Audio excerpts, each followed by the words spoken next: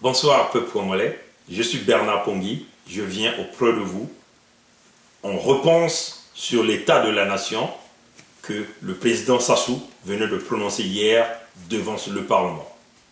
Dans une bonne démocratie, dans les grands pays démocratiques, quand le président finit de faire son discours sur l'état de la nation, l'opportunité est aussi donnée à l'opposition qui doit faire une contre-proposition, démontrer au peuple que tout ce que le président venait de dire, qu'il n'y a pas trop de vérité dans tout ce que le président venait de dire. Mais comme l'opposition n'a pas cette opportunité de le faire, moi, je me permets, avec la liberté qui m'est donnée, de pouvoir le faire. Et je demande aussi aux autres Congolais, partout où ils sont, si vous avez l'opportunité de faire une contre-proposition, faites-le. Nous avions cette liberté de le faire. Tout d'abord, il sied de remarquer que Denis Sassou Nguesso n'a pas pu dire devant son parlement nommé que son discours était le tout dernier. Seulement, le peuple congolais remarque que Sassou Nguesso venait là de manquer une opportunité qui devait le permettre de créer une sortie honorable et par la grande porte. Il a tout simplement concentré son énergie à cibler les opposants. Je ne suis pas un partisan du président Pascal Lissouba, mais je tiens à rappeler que Denis Sassou Nguesso avait laissé les caisses de l'État totalement vides. Et ça, c'était depuis la période de transition gouvernée par André Milongo, que je dis paix à son âme, paix à son âme, à ce grand homme d'État, qui mourut empoisonné par le régime actuellement au pouvoir au Congo-Brazzaville. Déjà, André Milongo se battait comme un lion en utilisant ses relations afin de payer les salaires des fonctionnaires de l'État. Pascal Lissouba avait hérité du même désordre financier laissé par Sassou Nguesso et les pilleurs du Parti congolais du travail.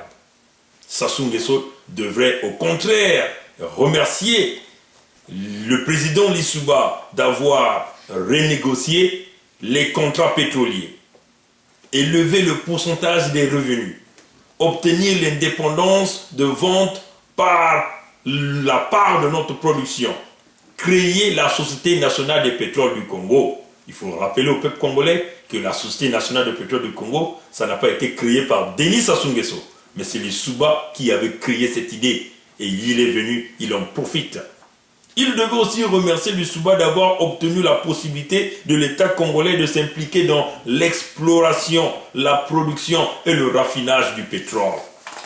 Malheureusement, Sassou s'est contenté de mépriser, de critiquer la personne qu'il a combattue afin qu'il puisse gérer toute la richesse qu'il lui a laissée. 2. De faire la propagande de son bilan en produisant des chiffres trompeurs et des fausses statistiques. Tout le monde sait qu'il n'y a pas d'eau potable au Congo. Tout le monde sait qu'il n'y a pas d'électricité au Congo. Tout le monde sait que la population est abandonnée en elle-même. Il y a certainement de l'eau potable, mais c'est pour les dignitaires du pouvoir. Il y a certainement de l'électricité, mais c'est pour les dignitaires du pouvoir. Le Congo ne s'arrête pas seulement à Brazzaville ou à Pointe-Noire. Le Congo, c'est Wesso. Le Congo, c'est Djambala. Le Congo, c'est Sibiti. Le Congo, c'est Madingu. Le Congo, c'est Ntsumbu. C'est Muyonzi. Le Congo, c'est Tchingidi. Le Congo, c'est Kakamweka. Le Congo, il est très grand.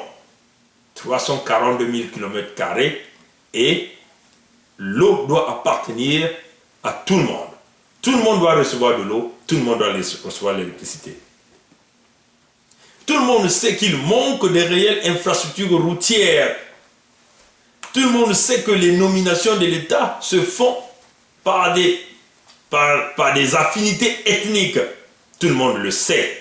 M. Sassou Nguesso ne va pas dire le contraire. Mais c'est ce qui est la vérité. C'est ça qui est la vérité. Et qu'il faut dire la vérité.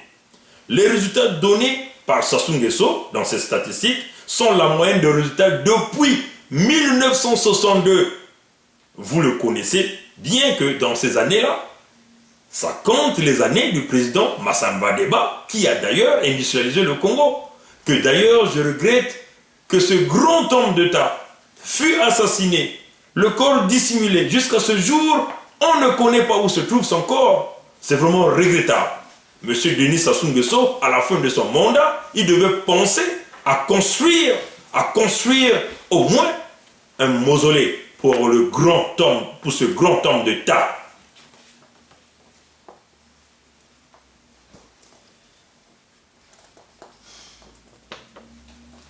Voici les vrais résultats que Denis Sassou Nguesso n'a pas pu dire. La santé. De 2002 jusqu'à ce jour, on compte un lit par 1000 habitants au Congo.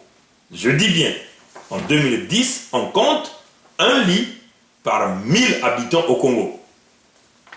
Et cela veut dire quoi? Si on considère que nous sommes 4 500 000 habitants, ça veut seulement dire que le Congo ne compte que 4 500 lits. Mais si on ajoute les étrangers, vous voyez bien que la répartition des lits dans tous les centres hospitaliers, c'est vraiment compliqué. Donc, M. Sassou Nguesso a échoué là-dessus. D'où vient cette information? Ça vient de l'université de Sherbrooke, une très grande université ici au Canada, avec une bonne réputation. Et l'université de Sherbrooke utilise plusieurs sources, utilise la Banque mondiale, les Nations unies, le PNUD, beaucoup de groupes. Donc, c'est une université avec une grande réputation. D'ailleurs, je mettrai le lien de d'où viennent ces informations dans ma vidéo. Comme ça, tous les Congolais auront la possibilité d'aller à l'intérieur, aller lire les situations du Congo. Ils pourront voir tout ce qui se passe. Quand on ne vous trompe pas, tout est écrit. Décès survenus pendant les guerres. Ces décès, ce sont ceux qui ont été enregistrés par des organismes de la communauté internationale. Donc, on ne va pas compter tous les décès qui se sont passés dans tous les villages lors de l'extermination des populations du Sud. Ça, on ne va pas le compter parce que ce n'est pas comptabilisé. Parce que si on le comptabilisait, je vous dirais que ce tableau-là devait augmenter. Vous le voyez bien ici. Je vous présente ce tableau. Ce tableau, vous voyez que le nombre de décès, le maximum de nombre de décès enregistrés, ça s'est passé en 1997. On peut comprendre qu'on dit, bon voilà, c'était la guerre civile. Mais il n'y a pas eu la guerre civile. Il faut spécifier qu'il y a eu un coup d'État de Sassou Nguesso qui a embrasé le pays. Et voilà pourquoi on a eu ce nombre de 10 000 morts au Congo. Mais là encore, Sassou peut encore se... Bon oui, les Souba aussi est comptabilisé. Voilà, les ninjas sont comptabilisés. Voilà, voilà. Bon là... Je vous parle de 1998. 1998, il n'y avait pas les Souba au pouvoir, il n'y avait ni Kolela, il n'y avait que Sassou Nguesso. Combien de morts? 3272 au Congo pendant la guerre de 1998. Voilà. Donc, c'est une façon de vous dire qu'il y a trop de mensonges. D'où vient l'information? Encore, l'information vient de là. Vous voyez la courbe, on vous donne la courbe. Comment la courbe monte. Ça, c'est 1997, 1998, ainsi de suite. Donc, vous aurez la chance de voir tout ça. L'indice de la démocratie au Congo. L'indice de la démocratie, encore, je vous donnerai les résultats. Vous aurez la chance d'aller voir ces liens et lire de vous-même. L'indice de la démocratie au Congo. L'indice de la démocratie varie de l'échelle de 1 à 10. Mais le Congo est classifié en combien? Si on voit bien, on comprend que 10, c'est les grands pays démocratiques, c'est le maximum. Mais, si vous voyez le Congo, vous voyez les années du Congo. Regardez ce tableau, les indices de la démocratie du Congo. Donc, de 1986, on était à 3. De 2008 à 2010, la courbe, les chiffres commencent à descendre. On descend à 2,94 et ainsi de suite. Et on s'est stabilisé en 2012 à 2,85. Donc ça montre qu'il n'y a pas la démocratie au Congo.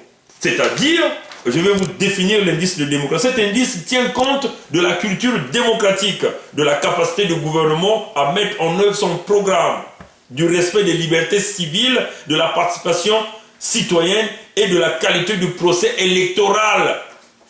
Là, les Nations Unies viennent de dire que nous sommes à 2,85.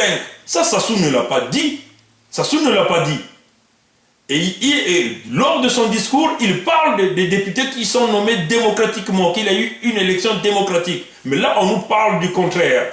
Vous voyez, ça c'est ce qui est la vérité. La vérité est là.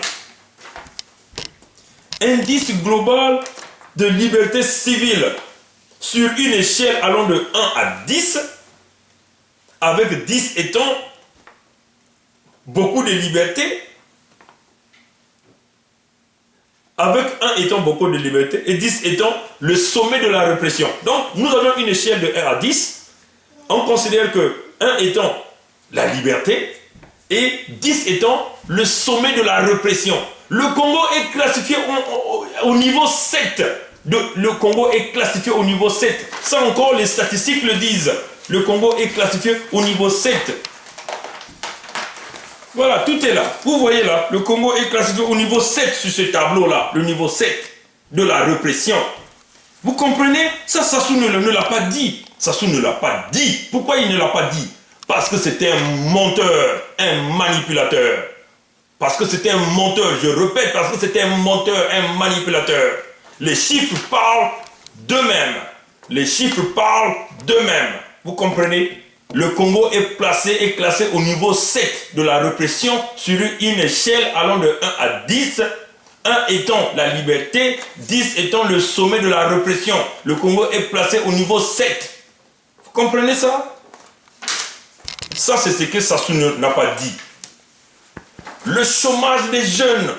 Sassou vient de mentionner qu'il a embauché 45 000 Congolais dans la fonction publique.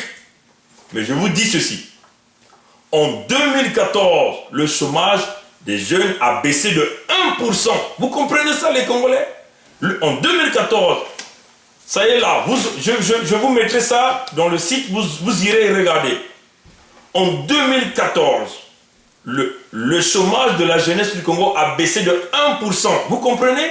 Donc, présentement, il y a 99% des jeunes Congolais sont en chômage, 99% des jeunes Congolais sont au chômage. Donc, qu'on ne vous vienne pas avec le nombre de 45 000, mais quand on voit dans un échantillon de population de la jeunesse congolaise qui sont au chômage, vous comprenez que la jeunesse, elle est abandonnée à elle-même.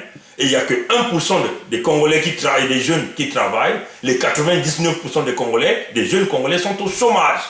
Ça, ce n'est pas moi qui le fais, qui le crée, mais les Nations Unies le disent. Sherbrooke, le site de Sherbrooke, de l'université de Sherbrooke le disent. Voilà. Voilà, donc c'est ça. Le chômage des jeunes, c'est le numéro 5. Nous avions le numéro 5. Le numéro 5. Voilà. C'est ça. Le chômage des jeunes Congolais. C'est bien ça. Voilà. Je continue. Seulement, son enregistrement illégal est celui de son entourage. Nous pensons qu'il allait expliquer aux Congolais et ses distingués invités leurs biens qu'ils ont mal acquis, hein, qui sont d'ailleurs dans des tribunaux en France, en cours de procès dans les tribunaux français. Aussi, on pensait que Sassou devait expliquer dans les Congolais les investissements et les financements par l'État des entreprises privées afin de créer des emplois étaient juste des entreprises, un moyen de dilapidation des fonds publics de l'État, hein, assez proche, puisque toutes les entreprises privées qui existent au Congo appartiennent aux proches de Sassou Nguesso. Le peuple congolais et la communauté internationale attendaient que Sassou reconnaisse l'échec du congrès du PCT et ses associés tenus à Sibiti. Que Sassou mentionne l'existence, au moins l'existence de l'opposition qui a pu réunir de nombreux Congolais au dialogue de Diatta, au dialogue alternatif de Diatta. Que nous considérons que c'est le vrai dialogue parce que si on essaie de faire une balance de comparaison entre le congrès du PCT qui s'est tenu à Sibiti et le dialogue alternatif de l'opposition organisé par le FOCAD, on se rend compte que là, il y a une grande différence. On se rend compte qu'il y a une très grande différence. Cependant, toujours dans son arrogance d'ignorer, de mépriser et de rejeter les autres, Sassou Nguesso se contente de glorifier le PCT et le dialogue de Sibiti en disant, je cite, « C'est ce que nous avons fait à Sibiti. Sibiti, dont les résultats ne manqueront pas d'écho dans le futur. » Dans ses manipulations de langage, Denis Sassou Nguesso est en plein mode électoral. Il annonça l'augmentation du SMIC de la fonction publique de 29 500 à 120 825. Une mesure, d'ailleurs, qui ne prendra qu'effet à partir de 1917, l'année d'après l'élection présidentielle. Il informe les Congolais sur une éventuelle étude sur l'assurance gratuite de santé universelle et que cette assurance sera en œuvre d'ici peu. Nous nous demandons comment va-t-il réaliser cela si nous n'avions pas un système informatique existant. Il explique aux Congolais que les Jeux africains sont un cadeau de l'Union africaine pour notre cinquantenaire. Donc le peuple devrait le soutenir à 100%. Peuple congolais. Ce qui se cache dans le langage de Sassou Nguesso est que Sassou Nguesso donne au peuple congolais un espoir et qu'il est l'ultime choisi des dieux, des esprits et des hommes. Sassou Nguesso, en sa qualité de grand boulanger de l'ordre supérieur, pense enfariner le peuple congolais dans ses promesses vaines. Le sachant que la démocratie est le pouvoir du peuple par le peuple et pour le peuple, il connecte les promesses des Jeux africains afin de stimuler l'engouement de la population à supporter énormément la réussite de ces Jeux. Une fois son but atteint, Sassou Nguesso fera rebondir les conclusions du congrès du PCT tenu à Sibiti, qui est de prononcer la tenue du référendum afin qu'il se pérennise au pouvoir et transforme le Congo en une monarchie. Peuple congolais, Sassou Nguesso est un éternel tricheur, fraudeur et manipulateur. Tout référendum ou action ou élection organisée par cet individu sera d'office gagné. Nous tenons à rappeler à Sassou Nguesso et le PCT que la Constitution du 20 janvier 2002 n'est pas le baril de pétrole congolais qu'ils ont l'habitude de brader. Que les contenus des articles, d'ailleurs l'article 57, qui représente Jacquin, de l'article 58, qui représente Boaz, et 185, qui est le parfait de la Constitution du 20 janvier 2002, sont scellés par le Dieu, le grand maître de l'univers, les esprits et les hommes. Sassou Nguesso et le PCT, le passage entre Jacquin et Boaz vous ont été fermés de l'autre côté. Une ligne rouge à ne pas franchir est mentionnée là-devant. Vous ne pouvez pas forcer le passage. Arrêtez-vous avec votre plan de référendum, car le peuple ne l'acceptera pas. Des titans protecteurs du peuple congolais vous attendent de l'autre côté si vous forcez le passage. En terminant, souvenez-vous que la paix n'est pas seulement l'absence de violence ou de guerre, mais aussi la reconnaissance de l'autre. La paix représente le respect, l'intégrité, l'égalité et la liberté. Et ça, vous ne l'avez pas fait bientôt 32 ans.